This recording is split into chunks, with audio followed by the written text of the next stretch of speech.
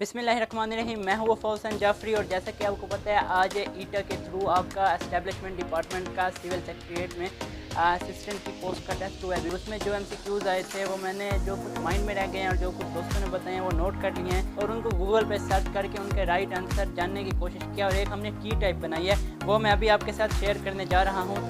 तो जो आप भी आंसर लगा कर आए हैं वो भी आप टैली कर सकते हैं और इस तरह से आप अपने मार्क्स काउंट कर सकते हैं। तो मज़ीद टाइम से के बगैर हम चलते हैं अपने क्लिप बोर्ड की तरफ। जो हमारा पहला MCQs जो मैंने नोट किया है जो मेरे पास है वो है ग्लास हाउस माउंटेन। तो आपको पता है ये आपके पास ऑस्ट्रेलिया में मौजूद है, इसका राइट आंसर ऑस्ट्रेलिया है। बाकी ऑप्शन थे आपके पास फ्रांस, स्पेन वगैरह। रेड स्क्वायर लोकेटेड एट, तो ये बहुत ही फेमस बिल्डिंग है, ये मॉस्को में सिचुएटेड है रेड स्क्वायर। तो इसमें तो कोई शक की बात ही नहीं थी, मॉस्को आपके पास रशिया का कैपिटल है। क्लियर है। लैंड ऑफ ट्यूलिप, तो लैंड ऑफ ट्यूलिप वहाँ पर ऑप्शन पड़ा था हॉलैंड, लेकिन नेदरलैंड को बोलते हैं। अभी हॉलैंड का जो नया नाम है वो नीदरलैंड है और बाकी भी ऑप्शन मौजूद थे आपके पास इटली वगैरह वगैरह। कैपिटल ऑफ युगांडा, तो ये आपके पास इसका राइट आंसर कंपाला है। और करेंसी ऑफ यूक्रेन, तो इसका राइट आंसर आपके पास हरियाणा है। क्लियर है यहाँ तक। रियल नेम ऑफ नूर जहान, ये मेरे हिसाब से टेक्निकली राइट रॉन्ग आंसर था, क्योंकि देखें नूर जहान कौन सी नूर जहान, मैडम नूर जहान या अजवल एम्पीरियर की मलका थी नूर जहान। तो अगर जो मैडम नूर जहान की बात की जाए उनका एक और नाम था और जो नूर जहान थी जो मुग़ल एम्पीरियर के टाइम की थी उसका नाम आपके पास मेहरुन्निसा है। तो ये इसका राइट आंसर है। तो टेक्निकली तो ये क्वेश्चन गलत हुआ ना, उन्होंने ये नहीं बताया था। हाईएस्ट डैम ऑफ पाकिस्तान, तो इसका राइट आंसर आपके पास तरबेला है। लेकिन अगर उसकी बात की जाए एलिवेशन की बात, तो सबसे ऊपर पहाड़ों पर कौन सा डैम वाक़ है, तो आपके पास वर्षा के डैम पर मेरी मुकम्मल वीडियो मौजूद है, आप जाकर विजिट कर सकते हैं। डिस्क्रिप्शन में लिंक भी आपको मिल जाएगा। पाकिस्तान की जितने भी डैम हैं उनके बारे में जो MCQs आ सकते हैं उसकी इन्फॉर्मेशन वहाँ पर मौजूद है। Quran translation first language India, तो यहाँ पर मैंने पाकिस्तान लिख लिया, तो यहाँ पर इंडिया था कि इंडिया में सबसे पहले कुरान किस लैंग्वेज में जो है वो आपके पास ट्रांसलेट हुआ। तो इसका देखें राइट आंसर जो बंगाली मुझे मिला है, लेकिन ये ऑथेंटिक नहीं है क्योंकि इसके बारे में कोई राइट आंसर सही से बात नहीं की जा सकती। वैसे जो कहते हैं कुरान सबसे पहले पर्शियन में ट्रांसलेट हुआ, लेकिन सिंधी भी ऑप्शन मौजूद था और मेरे हिसाब से वहाँ पर बंगाली ऑप्शन था ही नहीं, लेकिन जो आपको बस गूगल जो आपका आंसर दे रहा है वो आपको बंगाली दे रहा है। क्लियर है यहाँ तक।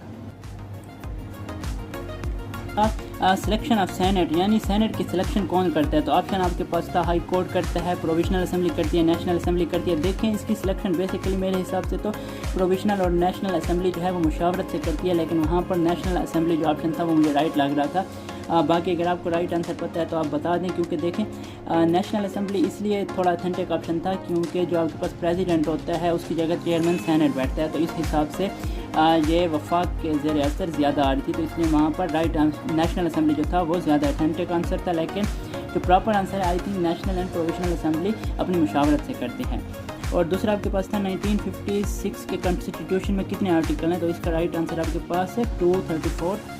ऑप्शन है इंडस बेसन ट्रीटी, जिसको इंडस वाटर ट्रीटी भी बोला जाता है, तो ये आपके पास 1960 में हुआ, जिसके हिसाब से जो 3 मगरबी दरिया थे वो पाकिस्तान के अंडर आए और जो 3 मशरकी दरिया थे उन पर इंडिया का कब्ज़ा तस्लीम किया गया था।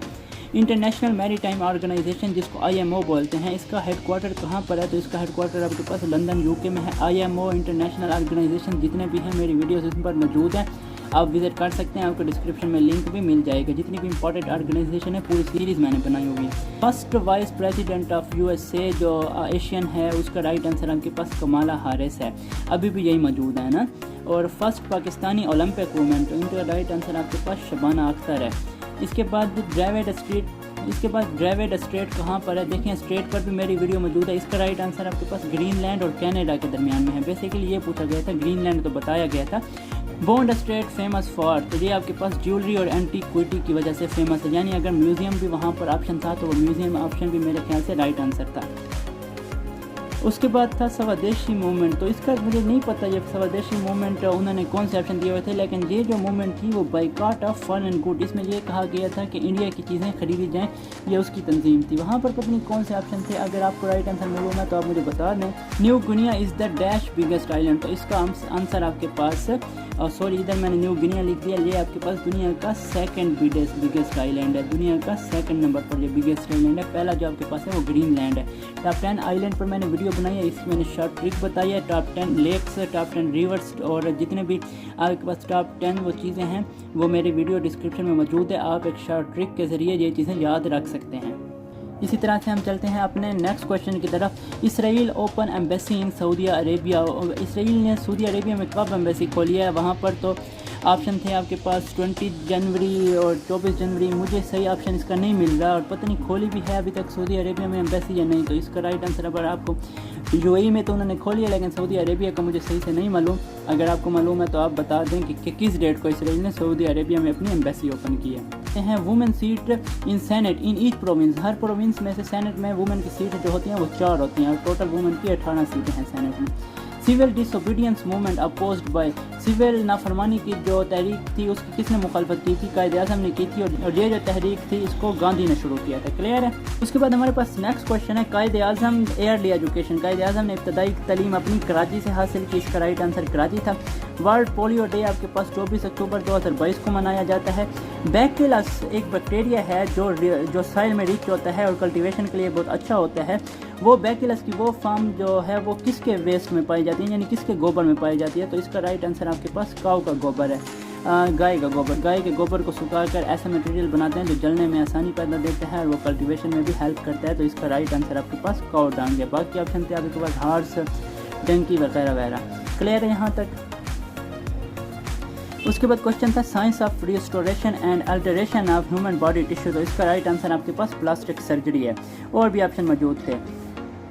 Ahmad Shah Abdali was general of. तो ये किसका जनरल था? तो इसका राइट आंसर आपके पास पर्शियन एम्पीरियर जो था नादिर शाह, ये उसका जनरल था अहमद शाह अब्दाली। बाकी भी आपके पास खिलजी डायनेस्टी और शेर शाह सूरी, ये इस तरह के ऑप्शन मौजूद थे। सीपेक लॉन्चेस इन पाकिस्तान। सीपेक कब से है सीपेक का आगाज़ हुआ? तो इसका राइट आंसर आपके पास 2015 है। और इसके बाद जो इस्लामियात के एमसीक्यूज थे उर्दू में हम उनको डिस्कस करते हैं। तो उसमें जो पहला क्वेश्चन है वो है कुरान में सबसे बुरी आवाज़ किसकी आवाज़ को कहा गया? तो इसका राइट आंसर आपके पास गधे की आवाज़ है। क्लियर है यहाँ तक। और भी ऑप्शन मौजूद थे कुत्ते की आवाज़, शैतान की आवाज़ और एक और भी गीदड़ की आवाज़ ऑप्शन था। बाबा फरीद गंज बख्श की परवरिश किसने की? तो ये जिसने उनकी मुकम्मल स्टोरी पढ़ी हुई है उसको पता होगा। मुझे इसका राइट आंसर नहीं मिल सका, तो आप इसका आंसर मुझे बता सकते हैं अगर आपको मालूम है। तो हज़रत खैबर में कितने मुसलमान शहीद हुए? इसका भी आंसर आप मुझे बता दें। हज़रत खैबर में कितने यहूदी मारे गए? इसका भी ऑप्शन आप मुझे बता दें। मैंने सर्च नहीं किया, अगर करते तो कर लेता लेकिन टाइम ज़्यादा लग जाता।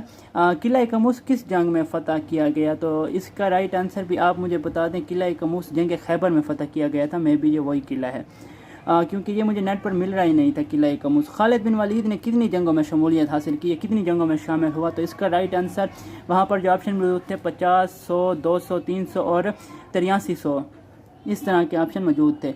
किस जंग में नबी ने 2 ज़िराह पहनी? तो इसका भी ये भी क्वेश्चन वहाँ पर मौजूद था। देखिए मैं क्वेश्चंस तो आपको बता रहा हूँ ना, ये क्वेश्चन आए थे तो इनका आपको पता चल गया कि इस तरह के क्वेश्चन आते हैं इस्लामियात से। आप ख़ुद भी सर्च कर सकते हैं इससे। अब ज़रूरी तो नहीं अगली बार यही क्वेश्चन है, इससे रिलेटेड क्वेश्चन आ सकते हैं। हज़रत आयशा की उम्र कितनी थी? तो गूगल इसका आंसर आपको 67 ईयर दे रहा है और वहाँ पर 67 ईयर ऑप्शन ही मौजूद नहीं था। अलबत्ता 60 ईयर ऑप्शन मौजूद था और मैंने भी 60 लगाया, क्योंकि मुझे इतना याद है कि हज़रत आयशा जो इन्होंने वफ़ात पाई है करबला की ट्रेजेडी से 4 साल पहले पाई थी 57 हिजरी में, और करबला की ट्रेजेडी जो थी वो 61 हिजरी में हुई थी।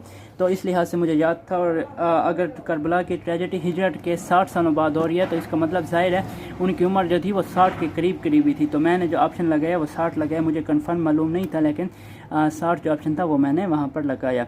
तो इसी तरह से जिस तरह से मुझे और भी एमसीक्यूज़ मिलते हैं मैं आपके साथ शेयर कर दूँगा। अभी तक के लिए इतना ही। अगर वीडियो पसंद है तो लाइक करें, चैनल लाजमी सब्सक्राइब करें। मिलते हैं नेक्स्ट वीडियो में, तब तक के लिए अपना ख्याल रखें। अल्लाह हाफिज़।